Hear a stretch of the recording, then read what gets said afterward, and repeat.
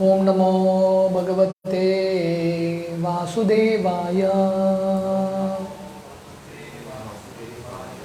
ओम नमो भगवते वासुदेवाय। ओम नमो भगवते वासुदेवाय। नारायणं नमस्कृत्य नरं चैव नरोत्तमं देवीं सरस्वतीं व्यासं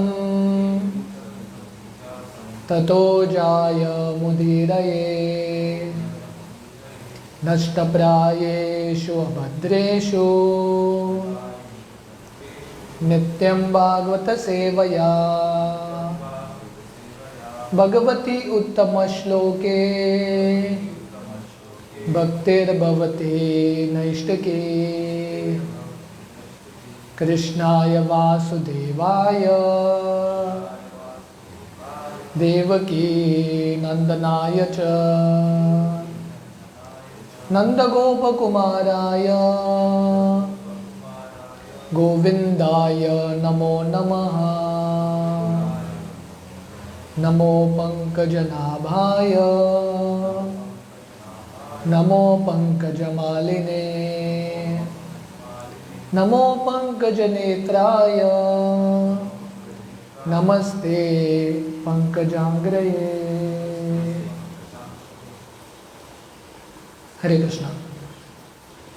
तो हम श्रीमद् भागवतम दूसरा स्कंद 8वां अध्याय कंटिन्यू कर रहे हैं। तो ये अध्याय का शीर्षक है क्वेश्चंस बाय किंग परीक्षित। महाराज परीक्षित सुखदेव गोस्वामी को अलग अलग प्रश्न पूछ रहे हैं।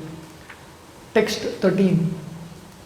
कालस्यानुगतिर्या तु लक्ष्यते निगति अपि यावत्य कर्मगतयो यदृश्य द्विजसत्तम।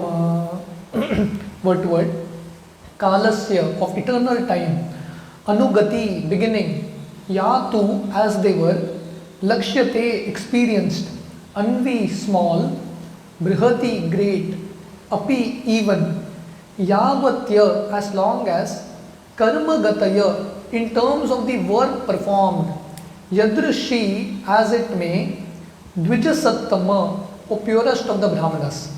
Translation: O purest of the brahmanas, please do explain the cause of the different durations of time, both short and long, as well as the beginning of time following the course of action. तो परीक्षित महाराज का प्रश्न है, हे सुखदेव गोस्वामी, द्विज सत्तम, जो सब ब्राह्मणों में से शुद्ध हैं, आप कृपा करके समय का कारण बताइए। और समय के अलग अलग पहलू होते हैं, समय गिनने का अलग अलग गिनती होता है तरीका, शॉर्ट एंड लॉन्ग, और समय कैसे शुरू होता है इसका भी वर्णन कीजिए। That is text 13। टेक्स्ट 14।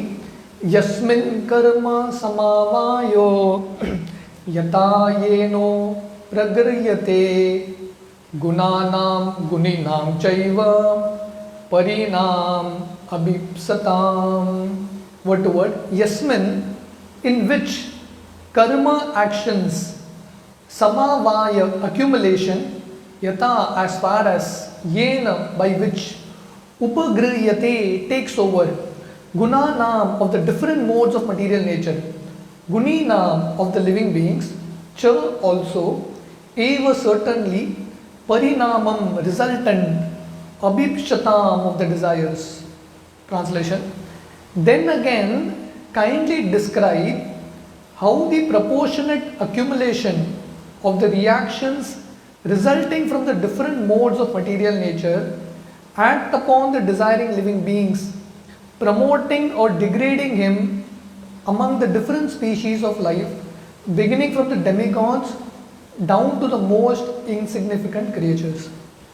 तो समय के बाद परीक्षित यहाँ पे पूछ रहे हैं, यस्मिन कर्म समावायो, ये कर्म के बारे में बताइए, क्योंकि कर्म जब संग्रहित होता है, इकट्ठा होता है, उसके वजह से अलग अलग जीव को अलग अलग शरीर मिलता है। गुणानाम गुणिनाम चैव, कभी स्वर्गलोक में देवता का जन्म या कभी नीचे लोक में पशुओं का जन्म।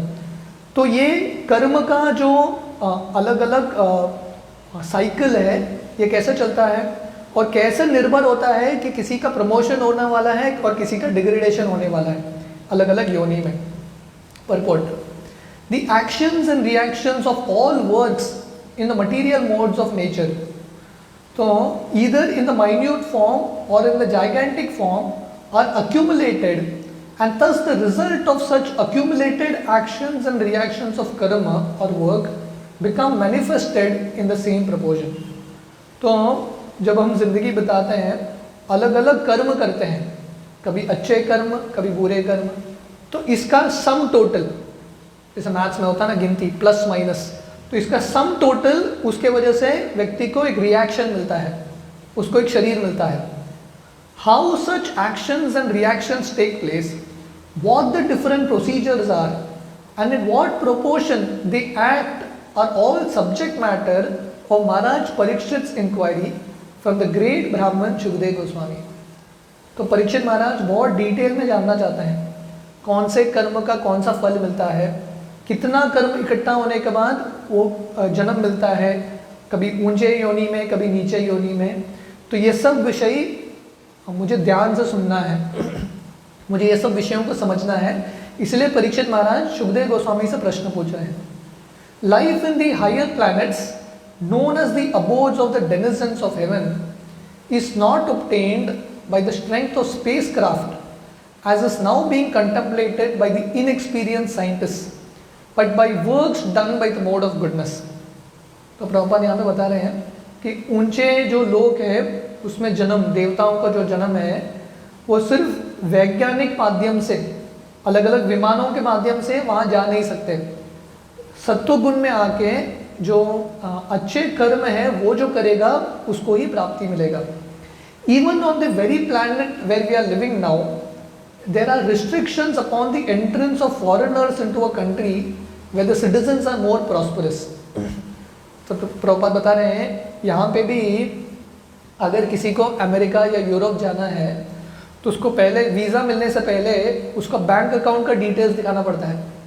जब उसके पास काफ़ी सारा धनराशि है, वो जो गवर्नमेंट है, कंट्रीज़ है, कन्विंस्ड होते हैं कि ये यहाँ पे कुछ लेने के लिए नहीं आएगा, हम पर कुछ देने के लिए आएगा, कंट्रीब्यूट करने के लिए आएगा, उसको ही लेते हैं।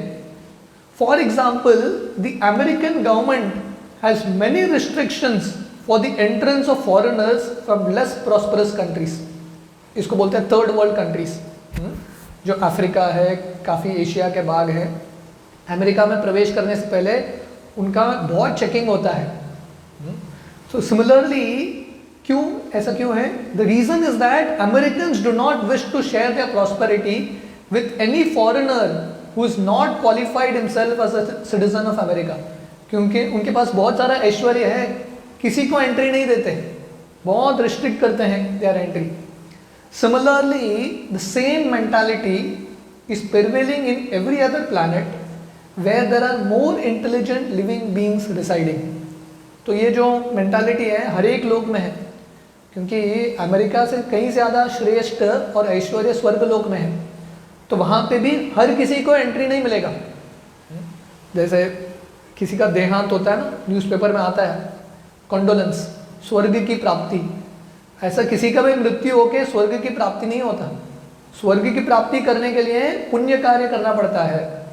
The higher planetary living conditions are all in the mode of goodness, and anyone desiring to enter the higher planets like the moon, sun and Venus must qualify thoroughly by activity in complete goodness। तो जो ऊंचे लोग हैं सत्वगुण से भरा है, और जब नीचे के लोक में आते हैं रजोगुण और तमोगुण का वृत्ति बढ़ता है। तो इसलिए स्वर्गलोक की प्राप्ति करनी है, चंद्रलोक या सूर्यलोक, तब व्यक्ति को यह सत्व गुण कल्टीवेट करना पड़ेगा। Maharaj Parikshit inquiries are on the basis of proportionate actions of goodness which qualify one in this planet to be promoted to the highest regions of the universe. तो परीक्षित महाराज पूछ रहे हैं कि अगर किसी को स्वर्ग की प्राप्ति करनी है तो कितना गुण होना चाहिए उसको, सत्व गुण, हाँ, कितना अच्छा कर्म करना चाहिए। Even on this planet of a present residence One cannot achieve a good position within the social order without being qualified with proportionate good work.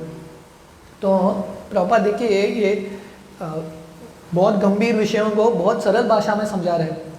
तो प्रभुपाद यहाँ पे बता रहे हैं ये दुनिया में भी किसी को अगर पदवी चाहिए, वेरी इंपॉर्टेंट पोस्ट, जिसने समाज के लिए बहुत अच्छा कार्य किया है उसको ही पदवी मिलता है. कहीं इंस्टीट्यूशन में प्रेसिडेंट का पोस्ट या चेयरमैन का पोस्ट किसको मिलता है? जो वो समाज के लिए अच्छा कार्य कर रहा है उसको ही मिलता है. One can not forcibly sit on the chair of a high court जज without being qualified for the post. तो कोई बोल नहीं सकता अरे मैं जज के चेयर पर बैठ जाऊंगा, चेयर अच्छा दिखता है, मैं भी जाके बैठता हूँ, थोड़ा फोटो खींच के आता हूँ. ऐसा संभव नहीं है. वहाँ पे बैठने के लिए क्वालिफिकेशन चाहिए. सो पोजीशन किसको मिलता है? जिसके पास क्वालिफिकेशन है पोजीशन मिलता है. या किसी को पोजीशन मिला है वो पोजीशन बचा के रखने के लिए क्वालिफाइड होना पड़ेगा. श्रील प्रभुपाद उनके एक शिष्य को लिखते हैं जो एक टेम्पल के प्रेसिडेंट बनते हैं. प्रभुपाद बोलते हैं now it is a good opportunity for you to advance. अभी आप मंदिर के टेम्पल प्रेसिडेंट है, आप एडवांस कर सकते हैं क्योंकि you will be force to advance. क्योंकि आपको ये पोजीशन मिला है, अभी सब लोग आपको देखेंगे, अभी आप लीडर हैं, so you will have to force to advance. तो इसलिए पहले योग्यता होना चाहिए, उसके बाद पदवी मिलता है. या पदवी मिल गया, योग्यता कल्टीवेट करना पड़ेगा, नहीं तो वो पदवी चला जाएगा. Similarly one can not enter into the higher planetary systems without being qualified by good works in this present life. तो जैसे जज का पोस्ट है या चेयरमैन या प्राइम मिनिस्टर का पोस्ट है, वो पाने के लिए बहुत मेहनत करना पड़ता है.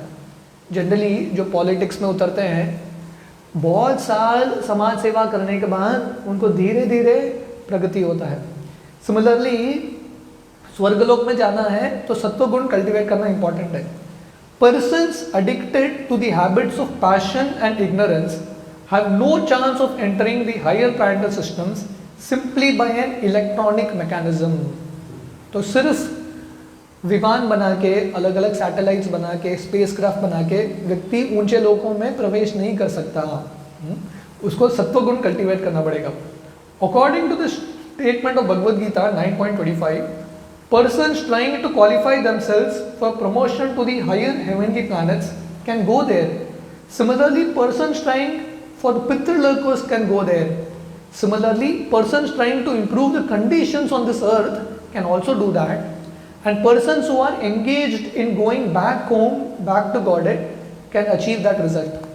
तो कृष्ण गीता में बोलते हैं यान्ति देव व्रता देवान पितृन यान्ति पितृन व्रता भूतानि यान्ति भूतेज मद्याजिनो पिमाम. तो भगवान बोलते हैं कि अलग अलग आप जिसकी उपासना करोगे वैसा ही गति मिलेगा. तो भारत में ये बहुत एक गलत धारणा है, मिसकंसेप्शन है, यतो मत ततो पथ. आप किसी का भी पालन करो, कौन सा भी मार्ग का पालन करो, अल्टीमेटली तो वही तो मिलता है. सब नदियाँ समुद्र में तो ही मिलते हैं. तो आप किसी का भी पूजा करो, कौन सा भी देवता का पूजा करो या न करो, नास्तिक रहो या भूत पिशाच की पूजा करो, अल्टीमेटली सबको वही प्राप्ति होती है. तो ये गीता का सिद्धांत नहीं है. तो भगवान क्लियरली बोलते हैं यान्ति देव व्रतान देवान, जो देवताओं की उपासना करते हैं वो देवताओं के लोक में जाते हैं. और देवताओं के भी अलग अलग श्रेणी है, अलग अलग लोक हैं. तो आपका जो इंटरेस्ट है वो देवता के प्रति, वही लोक में आप जाएंगे. पितृन यान्ति पितृन व्रत, जो अपने पूर्वज की आराधना करते हैं उनको पितृलोक की प्राप्ति होती है. भूतानि यान्ति भूतेज, जो ये धरती में आना चाहते हैं और अच्छे कार्य करते हैं उनको ये फिर से ये धरती में ही जन्म मिलता है. पर जो भगवान की भक्ति करते हैं उनको ही भगवद धाम में प्रवेश मिलता है. तो हर एक चीज के लिए एक सेपरेट क्वालिफिकेशन है. आपका जो लक्ष्य है उसके हिसाब से आपको कार्य करना है. अगर आपको भगवद धाम की प्राप्ति करनी है तो भगवान की भक्ति करना है. The various actions and reactions of work in the mode of goodness are generally known as pious work with devotional service, culture of knowledge with devotional service and mystic powers with devotional service, and at last devotional service unmixed with any other varieties of goodness. तो प्रभुपाद बहुत सुंदर बता रहे हैं यहाँ पे कि ये दुनिया में अलग अलग तरह के कर्म हैं या अलग अलग तरह के योग है। किसी को भी कौन सा भी मार्ग में सफलता चाहिए तो वहाँ पे भक्ति का अंग होना इम्पॉर्टेंट है। पायस वर्क विद डिवोशनल सर्विस, मतलब सिर्फ कर्म करना कर्म योग नहीं होता। बहुत सारे लोगों का ये धारणा रहता है कर्म ही पूजा है, वर्क इज वर्शिप, हम काम करते हैं वही पूजा है। वो पूजा नहीं होता। जब वो कर्म को, पायस वर्क को भक्ति के साथ जोड़ेंगे, उसमें भक्ति का एलिमेंट रहेगा, तभी वो कर्म योग होगा।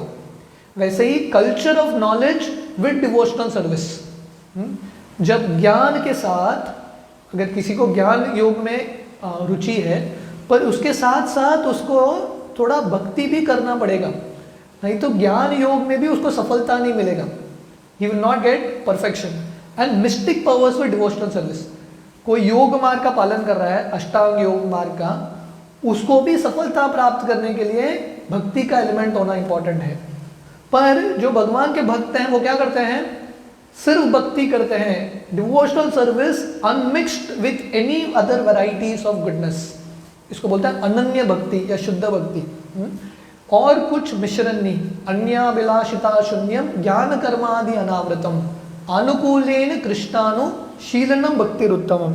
तो रूप गोस्वामी ये उत्तम भक्ति का डेफिनेशन देते हैं कि ज्ञान कर्म इत्यादि नहीं होना चाहिए, unmixed devotional service. This unmixed devotional service is transcendental and is called पराभक्ति।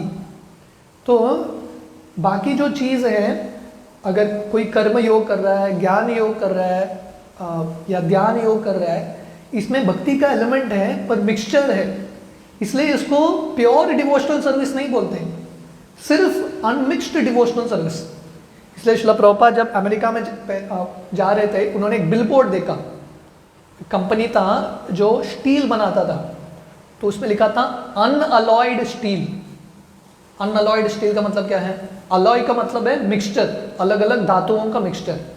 Unalloyed मतलब नो मिक्सचर। तो श्रील प्रभुपाद ने वो शब्द पढ़ा और प्रभुपाद ने वो जो शब्द है बहुत अच्छा लगा प्रभुपाद को, इसलिए प्रभुपाद बार बार उनके पुस्तकों में वो शब्द यूज करते हैं, अनअलॉयड। अनअलॉयड भक्ति मतलब without any mixture. It alone can promote a person to the transcendental kingdom of God. तो इसलिए किसी को भगवत धाम जाना है तो कौन सा भक्ति करना पड़ेगा? शुद्ध भक्ति, अनअलॉयड भक्ति, परा भक्ति। अगर मिश्रित भक्ति करेंगे स्वर्गलोक की प्राप्ति या ब्रह्म ज्योति की प्राप्ति होगी, पर भगवान की प्राप्ति नहीं होगी। Such a transcendental kingdom is not a myth but is as factual as the moon. तो कोई बोलेगा अरे आध्यात्मिक जगत है कि नहीं, किसको पता है, पर दिस इज अ फैक्ट। तो इसलिए ये शास्त्र पढ़ना और शास्त्रों के दृष्टिकोण से समझना, तो ये दुनिया में अल्टीमेटली हर एक व्यक्ति को विश्वास रखना ही पड़ता है, क्योंकि बहुत सारे चीज़ हम देख नहीं सकते, है कि नहीं। जैसे अभी कोविड वायरस चल रहा है, कितने लोगों ने कोविड वायरस को देखा है, कैसा काम करता है, किसने देखा है? किसी ने नहीं देखा। पर जिसने स्टडी किया है उस पर विश्वास रखो और चलाओ, right, go ahead in life. तो वैसे ही अगर हम ये दुनिया के वैज्ञानिकों में विश्वास रखते हैं तो पूरी तरह से शुद्ध नहीं है। हमको कितना विश्वास भक्तों में होना चाहिए, सुखदेव गोस्वामी, परीक्षित महाराज, इन सब आचार्यों में हमको विश्वास होना चाहिए। Such a transcendental kingdom is not a myth but is as factual as the moon. तो कृष्ण के शब्दों पे विश्वास रखना है। One must have transcendental qualities to understand the kingdom of God and God himself. तो ये भगवान के बारे में और भगवान के धाम के बारे में समझने के लिए और विश्वास होने के लिए हमारे अंदर भी दिव्य गुण होने चाहिए, आध्यात्मिक गुण होने चाहिए। तो इसलिए जब योग्यता पाएंगे, हम हमारे हृदय को शुद्ध बनाएंगे, तब धीरे धीरे ये ज्ञान आएगा, ये विश्वास आएगा। इसलिए भक्ति का मार्ग है अदो श्रद्धा, थोड़ा श्रद्धा होता है, लिटिल फेथ, उसके साथ साधु संग करते हैं। तो साधु संग बहुत इंपॉर्टेंट है। जैसे परीक्षित महाराज यहाँ पे सुखदेव गोस्वामी को प्रश्न पूछ रहे हैं, वैसे ही साधुओं के संग में जाके उनको प्रश्न पूछना और साधुओं के संग में भजन क्रिया, जब भजन क्रिया करेंगे, ये श्रवण कीर्तन ये सब मार्गों का पालन करेंगे, तब क्या होगा? अनर्थ निवृत्ति, हमारे अनर्थ मिटेंगे। अनर्थ मिटने के बाद निष्ठा, पूरा विश्वास आएगा। तो तब तक हमको बने रहना है, we have to hold on. जैसे आम को पकने के लिए क्या करना पड़ता है? पेड़ पे बना रहेगा तो धीरे धीरे पक जाएगा। तो वैसे ही आध्यात्मिक जीवन में, हमारे विश्वास में हमको परिपक्व होना है, तो बने रहना है भक्ति के मार्ग में। ये पेड़ में हम बने रहेंगे तो धीरे धीरे हमको विश्वास आएगा। टेक्स्ट 15, भूपाताल कबो व्योम ग्रह नक्षत्र भूभृताम सरित समुद्र द्वीपानाम समभश्चैतदोक्षसाम। What word? Bhupatala, underneath the land. Kaku, the four sides of heavens. Vyoma, the sky. Graha, the planets. Nakshatra, the stars. Bhubhritam, of the hills. Sarit, the river. Samudra, the sea. Dvipanam, of the islands. Sambhava, appearance. Cha, also. Etat, they are. Okshasam, of the inhabitants.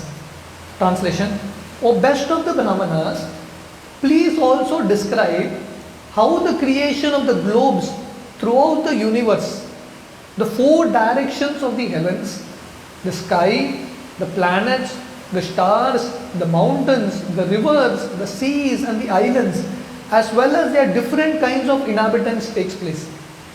तो परीक्षित महाराज देखिए कितने उत्सुक हैं भगवान के बारे में, और भगवान के जो ये भौतिक दुनिया का भी जो लीला है, सृष्टि का लीला, वो सुनने के लिए।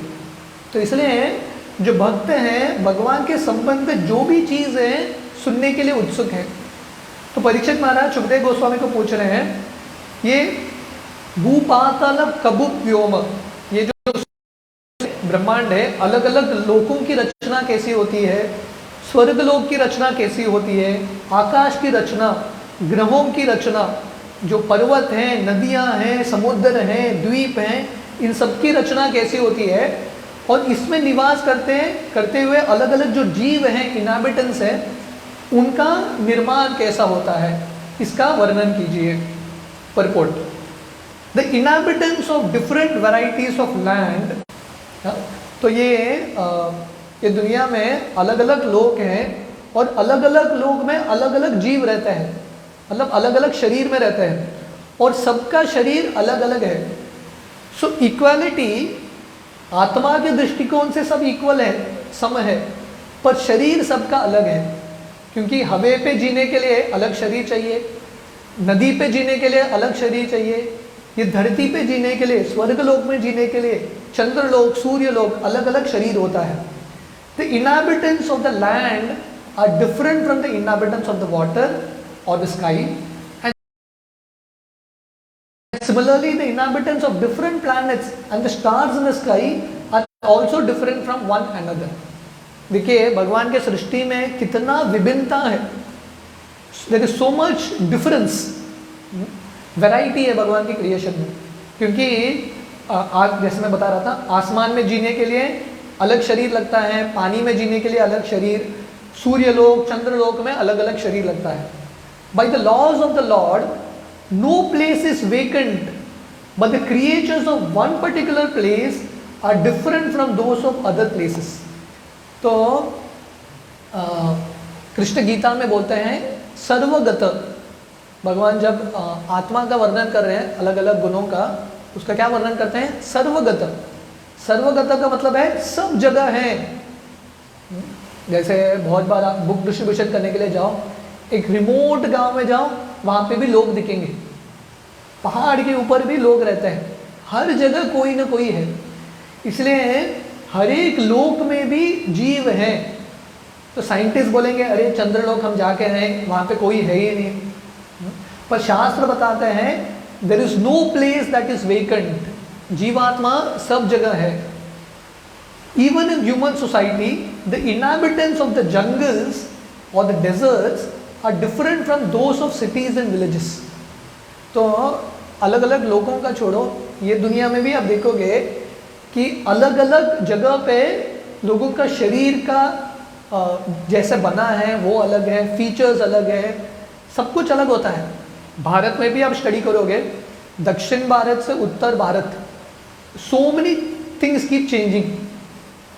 अब्दुल कलाम जी जब पहले बार रामेश्वरम से, उनका एक छोटा गांव था रामेश्वरम में, रामेश्वरम से दिल्ली जाते हैं उनका एक एग्ज़ाम लिखने के लिए, और उस समय ट्रेन में जाना पड़ता था।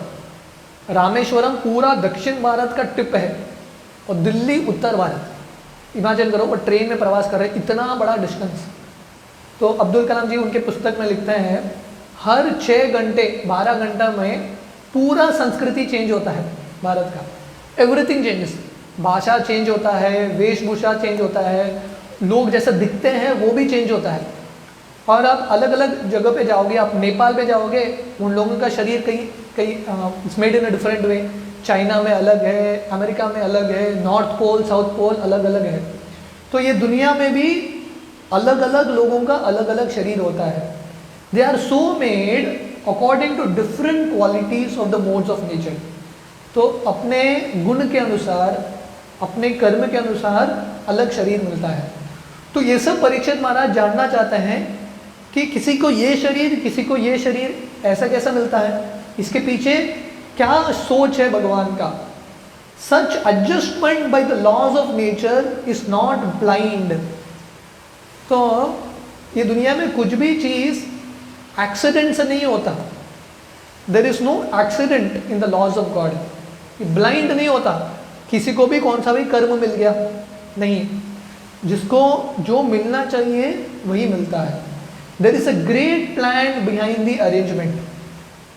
तो ये जैसा हम डिस्कस कर रहे हैं, भक्तों का दृष्टिकोण क्या है, हर एक चीज़ में भगवान का हाथ देखना, seeing the hand of God. बाकी लोगों को लगता होगा ये तो अपने आप चल रहा है, जैसे साइंटिस्ट को लगता है बिग बैंग हो गया, सृष्टि का निर्माण हो गया, पर हमको पता है बिग बैंग नहीं होता, बिग ब्रेन होता है। भगवान के बहुत बड़ा दिमाग है और वो अरेंजमेंट से चल रहा है। Maharaj Parikshit request the great sage Sukhdev Goswami to explain all this authoritatively in accordance with proper understanding. तो परीक्षित महाराज ये सब चीज़, ये कर्म के जो सिद्धांत हैं, कैसा कर्म काम करता है, वो डिटेल से जानना चाहते हैं, क्योंकि सुखदेव गोस्वामी अथॉरिटी है। तो कुछ भी चीज़ समझना है, अथॉरिटी के पास जाना है। कुकिंग सीखना है, केक कैसे बनाना है, पिज़्ज़ा कैसे बनाना है, जो उसमें एक्सपर्ट है आप उससे सीखोगे। फार्मिंग सीखना है, जिसने फार्मिंग किया है उसका सलाह लोगे। तो वैसे ही ये जो स्पिरिचुअल मैटर्स है, ये दुनिया कैसे चलता है, ये दुनिया में क्या क्या नियम है, वो सीखना है, अथॉरिटी को अप्रोच करना है, शब्द प्रमाण, अप्रोचिंग दी राइट अथॉरिटीज। तो ये थोड़े प्रश्न थे। टेक्स्ट 16 से परीक्षित महाराज और प्रश्न पूछेंगे। So we will continue text 16 from tomorrow. Hare Krishna.